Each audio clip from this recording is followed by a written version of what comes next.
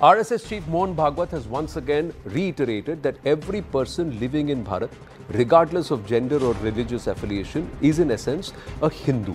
Speaking in Guwahati on Tuesday, the RSS chief said, if Muslims and Christians, even without giving up their worship, customs and traditions, worship this country, follow Indian culture and take pride in Indian ancestors, then they are Hindus. Mohan Bhagwat said, emphasizing that cultural loyalty rather than religious practice forms the basis of the identity. Listen in. अपनी पूजा छोड़े बिना, अपने रीति रिवाज छोड़े बिना, मुसलमान ईसाई भी इस देश से भक्ति करते हैं, भारतीय संस्कृति को मानते हैं और भारतीय पूर्वजों पर गर्व करते हैं, तो वो हिंदू ही है. Now there's a correction in the way we've worded this, viewers, and I'd like to correct that. He has not said worship the country. He has said show devotion to the country. There's a difference between bhakti and puja. What he has said is show the bhakti and devotion towards Bharat while you practice your own individual faith. Now this is exactly what Veer Savarkar had written in his deposition, where he defined Hindu and Hindutva somewhere in the 1920s.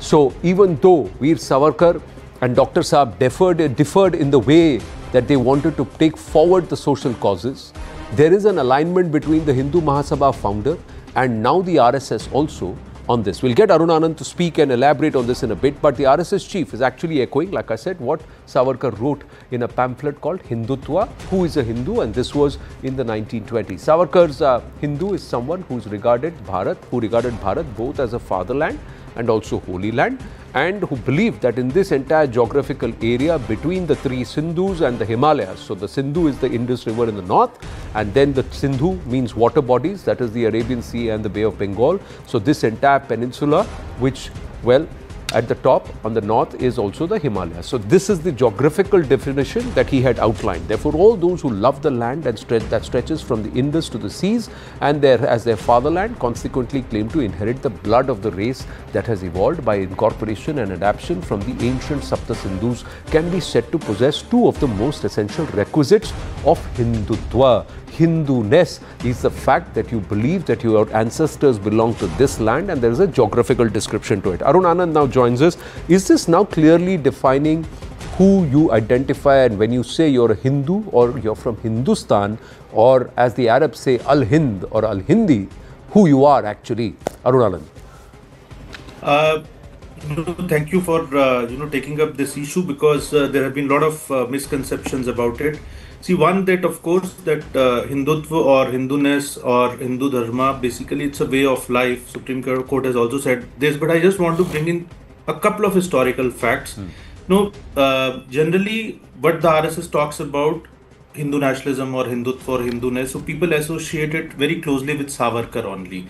But even before Savarkar, in fact, the word Hindutva was first used by Chandranath Basu in 1880s when he wrote a treatise on it, and in Bengali then in 1890s it got published as a 300 or 400 page book. Even before that, Bankim Chandra, like when he wrote Anand Mat, if you look at the Vande Mataram which he wrote in 1875, so all this, and then subsequently, in fact, the RSS Hindutva is more closer, I would say, at the cost of sounding a little this thing is a blend of Shri Aurobindo's spiritual nationalism and Savarkar's political Hindutva. Savarkar has talked more in his 1923 treatise on Hindutva. He has talked more from basically contemporary perspective, because he wrote it immediately after the Mopla riots had happened in Kerala. Whereas if you look at the literature of Shri Aurobindo, and then there are two more persons whose literature contributed a lot and which can help to understand. One is Bipin Chandra Pal. He wrote a wonderful book called The Soul of India in 1911, in which in 75 pages he explained the concept of Bharat Mata and and the concept of Hindu nationalism also. So it's a huge book. And then Radha Kumud Mukherjee. So from the first decade of the 20th century, started writing on it. Is a wonderful book called The Fundamental Unity of India. So that's a data, and none of them had to do anything with RSS. None of them, had to do anything with and they appeared, much before this thing. So this concept of Hindu nationalism has only been carried forward by RSS after its inception in 1925. Otherwise, it has been there since the time of basically Rig Veda. So this is how I basically look at Savarkar. Of course, played a major role in that, but it's not only about Savarkar. It's about a much larger legacy that RSS is trying to carry forward. So it's not just about your religion or faith that you follow, it's the cultural identity, who we are as Hindus, or that means those who live in this region that is now called Hindustan. Dr. Ranganathan? No, I mean, there is absolutely nothing wrong in what Dr. Mohan Bhagwat has said. He said the right thing, he said absolutely the correct thing, but the next 2 minutes, which hopefully are allotted to me, I can shower a number of compliments on him. He means well, I mean well for him. I'm not going to do that because the time for that is gone. What I want to ask Dr. Mohan Bhagwat is that if everyone in this country who admires and loves and is devotional towards Hinduism, is towards our motherland, why is it that Hindus are being discriminated against under him? Why does he never raise a voice when he knows that if you were to not call them Muslims or Hinduized Muslims, whatever, they have taken in the last 10 years 20 lakh acres of Hindu land? How did we allow that? Why is this discrimination happening that only Hindu-run schools have an obligation of providing 25% reservation to the economically weaker section, not Muslim or Christian-run schools? Why are Hindu temples under state control? Why is it that only 5,000 Kashmiri Hindus who were driven out by Hinduized Muslims in 1990, why haven't 700,000 returned there? Now, I want to remind him again, I'm not being patronizing, but as I said, I already compliment him what he said. But this also is true. If you were to, or anybody else were to go to rss.org and read the vision statement of RSS in 1925, it says that if you do not save or protect Hinduism, you do not save or protect Hindustan. So I want to ask Dr. Mohan Bhagwat directly, are you trying to save and protect Hinduism? Then remove all the discrimination, remove all the discriminatory laws that are applicable only on Hindus. Forget about which Muslim is a Hindu first or Christian first. First remove the discrimination, then we'll come to who is who. But in this case, Dr. Ranganathan, RSS is a socio-cultural organization that's got nothing to do with politics and policy making. They are not responsible for this. They can only come out and say how society should move forward. It's the job of the BJP. No, it's the job. Can they not say that Hindus are being discriminated against? It's the job of the BJP, sir. Arun Anand, please respond before I bring in Vivek Srivastava. I respect Anand Ranganathan ji a lot. And I respect you as well, sir. So, and he's a man of superb intellectual capability and has done a human service to the cause of Hindutva. But I just want to tell you... But he is a Darwinian atheist. He's not a practicing Hindu. So, I just want to, tell him one thing. Many people get it wrong. RSS is, as RSS defines itself, RSS is not an organization within the society. RSS is organizing the society. And the ultimate objective of RSS is that when the society gets completely organized, then, it should vanish and nobody should even talk about it when history is written. Because ultimately, jo kar raha hai, wo samaj kar raha hai. So that is how they are looking at it. So I think probably, they need to step up and create more awareness and, do this organizing. They need to rapidly expand, their organizer in terms of organizing the society. Merely coming to power, the BJP's coming to power is not sufficient until and unless basically you organize the society. And I always say that, governments are a sub-function of the society. Society is not a sub-function of the government. So I think and I'm not trying to shift the, responsibility on society, but it's a complex thing. And but this is how RSS looks at it as far as I understand. No, just Arun Anand, just pushing you a little there before I come to you, Vivek Srivastava. It's the same society that elected the BJP, which is the political offshoot of the RSS. And it's the same society that has given continuous mandates to the BJP 3 times. It is from the same society that, and from the RSS, people who moved into the BJP, who became education ministers and other ministers who have not changed a single word, and they took pride in it. They have become law ministers and have not amended a single law. They had numbers in parliament and they did not create changes which should have. The society elected them to do that. It's not been done. Is that unfair to say or state? Yeah. I'll answer your. I'm not a spokesperson. I know that. But I'll share my thought. In 1948, in 1949, after the ban on RSS was lifted the first time, so there was a huge debate within RSS that whether RSS should become a political organization.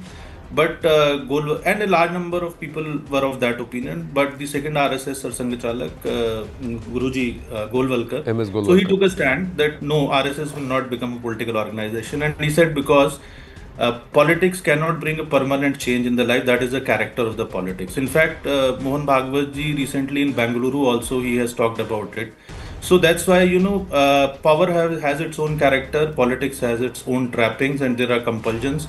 So no permanent change can be brought. But the only thing which a favorable political dispensation can do, that is understanding of the RSS, that they can provide you a relatively conducive atmosphere. But ultimately, it's the society which has to bring this change. And I agree with you. It's not a perfect government. There are a lot of things which they should have done. But it's a mixed bag. But it's still much better than the other governments which we had, which were absolutely anti-Hindu.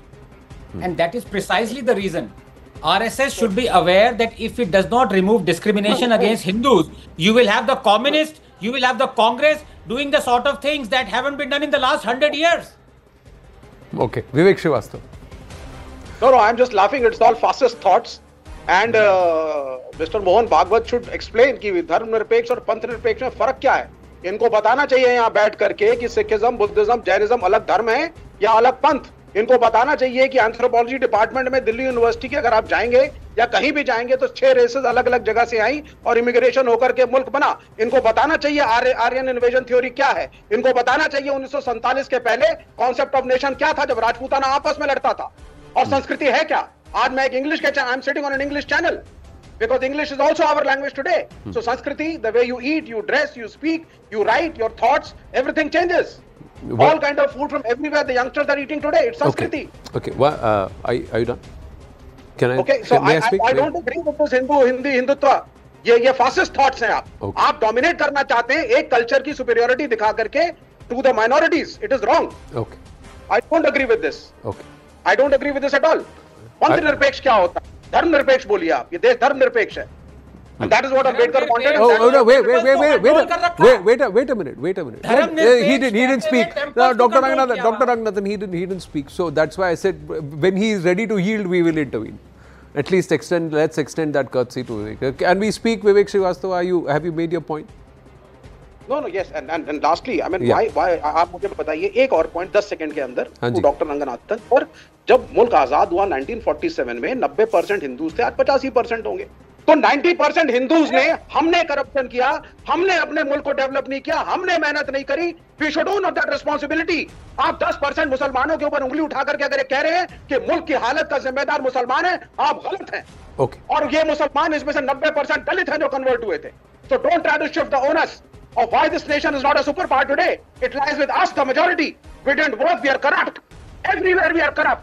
हर सरकारी महकमा भ्रष्टाचार से भरा हुआ है. हिंदू एक हिंदू को cheat करता है. कहां से आगे मुसलमान ईसाई बीच में? रिफॉर्म्स की बात करिए ना. घेरा जा रहा है आरएसएस के ऑफिसर्स को महाराष्ट्र के अंदर. He waited more than 12 minutes to speak, but okay. But only one or two corrections. One of the things is that the entire Aryan invasion theory has been rejected, sir. It doesn't stand. No, sir. It has been rejected. Even the same leftist historians have now amended their differentiation because their theory was proved wrong, and it has been proved wrong. And my point is, within Hindustan itself, it has been proved wrong because of Rakhi Gadi. So this whole 20,000 nomads जो चरवाए थे, for them to come back and teach Sanskrit to this land, it belies common sense also. But that's one part. The second part, sir, the word dharma itself does not mean religion. It's again a leftist-driven narrative that has turned dharma into a religion. Dharma is that which sustains anything. So, koi lipa poti, sir, it's about trying to know your own language. Now, the other thing is, sir, the other thing is us having this discussion in English us having this discussion in English is the fructification of the 1890 resolution or decision taken by the then Lords after the 1857 mutiny, that we have to leave this land as nothing but a bunch of brown sahibs who are delinked from their own culture, their own thought processes, their language, their sciences, their knowledge systems and their Sanskriti. And that's the manifestation that all of us are sitting like dressed like four brown sahibs, and we are talking in a language which is not supposed to be the language here. But can we bring our thinking and reorient our thinking even if we use this language and Indianize this language? That's another argument for another day. Yes, Doctor. Okay. Dr. Ranganath, let Dr. Ranganath, he wants to respond to you. Dr. There is no cure for communism. It can only be defeated through herd immunity. Having said that, I want to ask a very simple question to Vivek, because you come back after a very long time. Vivek, my dear friend, are you a Hindu? I'm an atheist. If you're talking about so-called Sanatan Dharma and Hindu are same, I'm an atheist.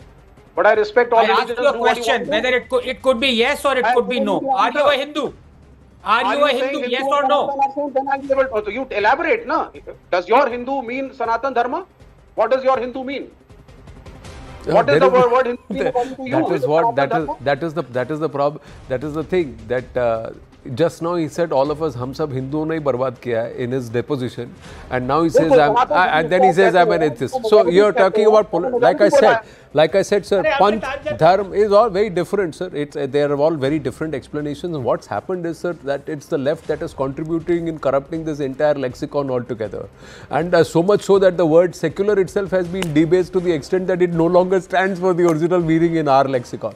So it's all thanks to a lot of left-driven narrative. But finally, the larger question, viewers, is that if we are really Hindustan, if all of us here geographically and nationally, culturally identify ourselves as Hindus, then is it time that we state that our faith, our personal beliefs, traditions, customs are different. Nation first, Hindustan first, and that's why we'll call ourselves Hindus, because we live in Hindustan. That's what Mohan Bhagwat is urging all of us to say. The jury is out on whether or not we want to accept this definition. Thank you for watching. Thank you to all our guests for joining us in this edition of The Right Stand. Winding up on that note. Namaste.